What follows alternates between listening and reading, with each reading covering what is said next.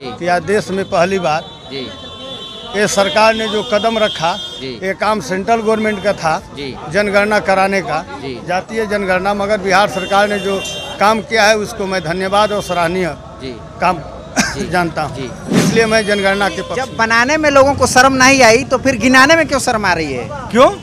जब जाति को बनाते समय शर्म नहीं आया तो फिर गिनाने में क्यों शर्म आ रहा है? 17 साल मुख्यमंत्री रह गए नीतीश कुमार, सबसे कुछ गंदा काम कर रहे हैं तो यही कर रहे हैं जनगणना करवा के।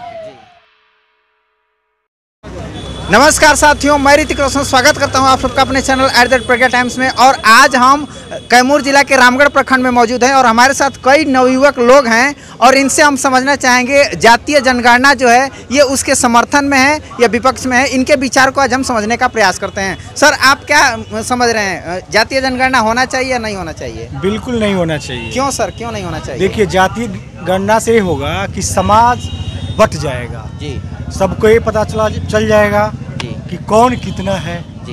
तो इसमें क्या होगा कि समाज में अगर जिसकी संख्या ज़्यादा होगी जी वो अपना अधिकार ज़्यादा मांगेगा जी, तो उससे क्या होगा कि सारे लोगों का नुकसान होगा जी। मतलब इतना अगर सरकार को यही करना था तो बेरोजगारी की जनगणना करनी चाहिए थी जी, कि किस जात में कितने बेरोजगार लोग। लेकिन ये क्या कर रही है जाति जनगणना, इससे समाज में एक ना अलगाव होगा जी। हम इसलिए बिल्कुल होना नहीं चाहिए। ठीक है सर, वो नहीं होना चाहिए, लेकिन जाति जब बनाने में लोगों को शर्म नहीं आई तो फिर गिनाने में क्यों शर्म आ रही है? क्यों? जब जाति को बनाते समय शर्म नहीं आया तो फिर गिनाने में क्यों शर्म आ रहा है? सरकार कर न दे, शर्म सबका कर दे जाति से, अपने आप सरकार उसको काउंट कर लेगी कि कौन की। सरकार के पास डाटा है ना जी कि भाई कौन कितने जाति का है, फिर गणना क्यों करा रही है जी?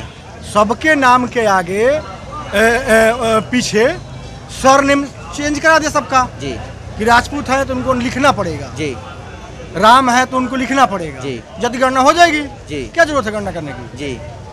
तो ये बिल्कुल वाहियात काम है नीतीश सरकार की जी। अब पता नहीं क्यों आरजेडी इस पे चुप है जी। अच्छा सर, ये सारी बातें आपकी ठीक है, मैं मान रहा हूँ, पर यहाँ पे मैं एक सवाल और आपसे करना चाहूँगा। वर्षों से लोगों को भारत देश में रिजर्वेशन दिया जा रहा है, आरक्षण दिया जा रहा है, तो अगर जातीय जनगणना नहीं होती है तो कैसे लोगों को पता चलेगा कि कौन सी जाति कितना विकसित हुई है रिजर्वेशन लेने के बाद? देखिए, संविधान में हम लोगों का बताया गया था कि 10 साल के बाद रिजर्वेशन पे जो होना था उसमें आपको होना था कि 10 साल के बाद सर्वे किया जाएगा। 10 साल बाद सर्वे हुआ नहीं, लगातार चला आ रहा है। सब अपनी राजनीतिक पार्टी अपनी रोटी सेक रही है, किसी को ये नहीं पड़ा है। आप आर्थिक सर्वे करवाइए, अब वो कर रहे हैं तो आर्थिक आधार पे कराइए। आप तो यही कर रहे हैं ना, बैलेंस गड़बड़ा रहे हैं समाज का।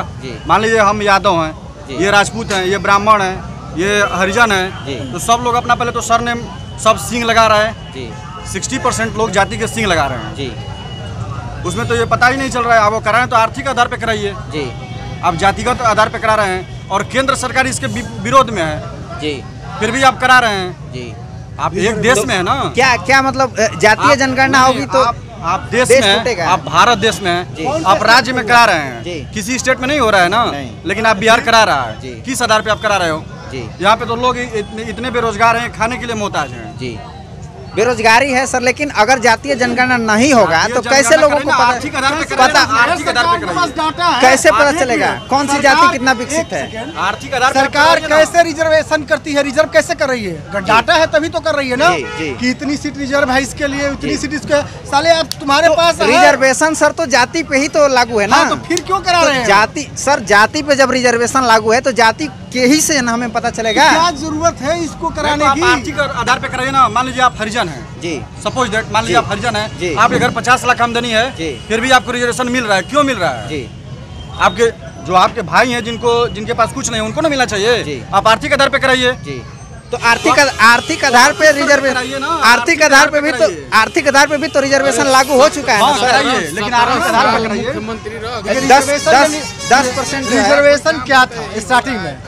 1947 में देश आजाद हुआ जी, तो उस समय जब संविधान बना तो संविधान में ये चीजें लिखी गई थी कि जो समाज के लोग पिछड़े हुए हैं जी उनको रिजर्वेशन दिया जाए ताकि उनका भी विकास हो जाए और समाज की धारा में आ जाए। ठीक है, और इसको 10 साल के बाद इसको हटा दिया जाएगा ताकि इसका राजनीतिकरण हो जाएगा अगर नहीं ऐसा हुआ तो जी।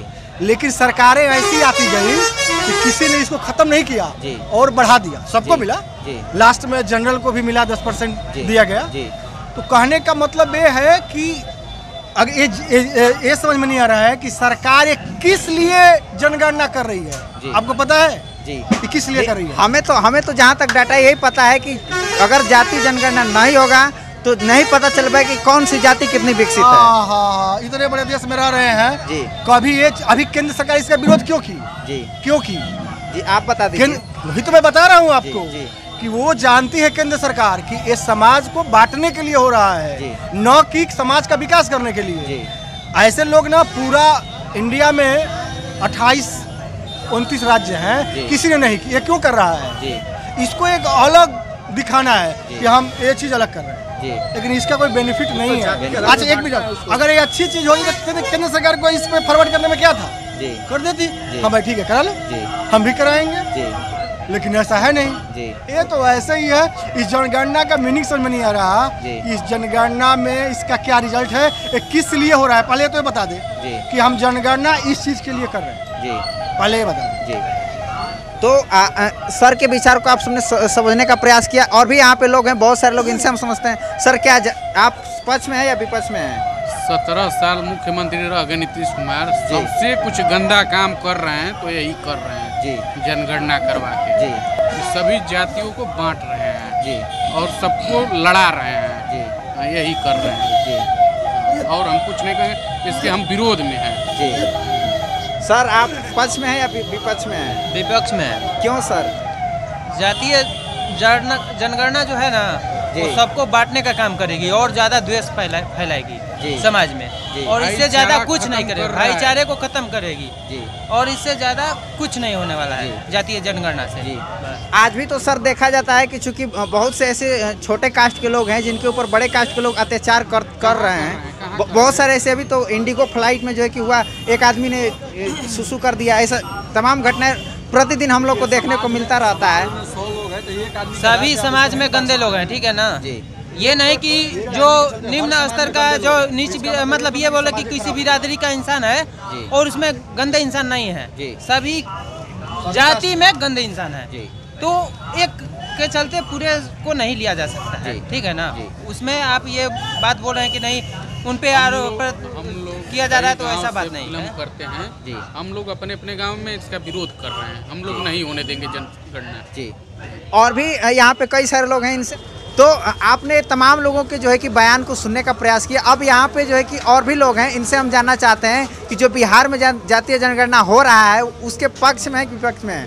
सर बिहार में जो जातीय जनगणना हो रहा है उसके आप लोग पक्ष में है या विपक्ष में है? पक्ष में। सबसे पहले तो मैं बिहार सरकार को धन्यवाद देना चाहता हूँ कि बहुत दिनों के बाद आज इस देश में, और बिहार सरकार खासकर ये सरकार को मैं धन्यवाद देना चाहता हूँ कि आज देश में पहली बार ये सरकार ने जो कदम रखा, ये काम सेंट्रल गवर्नमेंट का था जनगणना कराने का, जातीय जनगणना, मगर बिहार सरकार ने जो काम किया है उसको मैं धन्यवाद और सराहनीय काम जानता हूँ। इसलिए मैं जनगणना के पक्ष में हूँ। जनगणना के सर आप पक्ष में है, लेकिन क्या ऐसा नहीं हो सकता है कि जातीय जनगणना होने से जातिवाद और बढ़ेगा? वो तो जातिवाद ऐसे ही बढ़ा हुआ है उससे क्या फर्क पड़ता है? जब तक नहीं होगा तब तक कैसे इस देश में सब पता चलेगा कि इस देश में किसकी कितनी आबादी है। जी तो वो तो आर्थिक रूप से जो जनगणना होता है उसमें भी तो पता चल सकता है। उसमें कहाँ पता चला? आज तक अगर पता चला होता तो ये नौबत थोड़ा आती। वो नौबत नहीं आती कि आर्थिक से क्या बोले आप, आर्थिक स्थिति वो आज तक तो भी पता चला ही नहीं। और जो लोग जो इस मामले को लेकर के सुप्रीम कोर्ट में चले गए हैं और बोल रहे हैं कि जातीय जनगणना नहीं होनी चाहिए, क्या कहना चाहेंगे इस पे? अब उन लोगों का ध्येय है, जो कर सकते हैं, जो कर सकते हैं। क्यों लोग क्यों विरोध क्यों कर रहे हैं इसका? वो तो न्यायालय सर्वोच्च है, न्यायालय का सम्मान करना सबका जरूरी है। अब न्यायालय जो फैसला होगा, मगर सरकार को मैं धन्यवाद देना चाहता हूँ कि जातीय जनगणना करा रही है, उसका मैं समर्थन करता हूँ।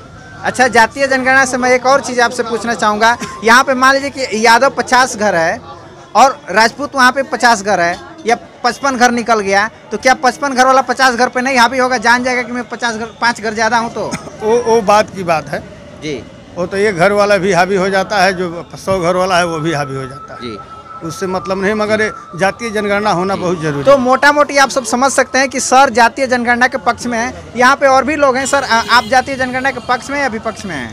पक्ष में है। क्यों सर, पक्ष में क्यों हैं?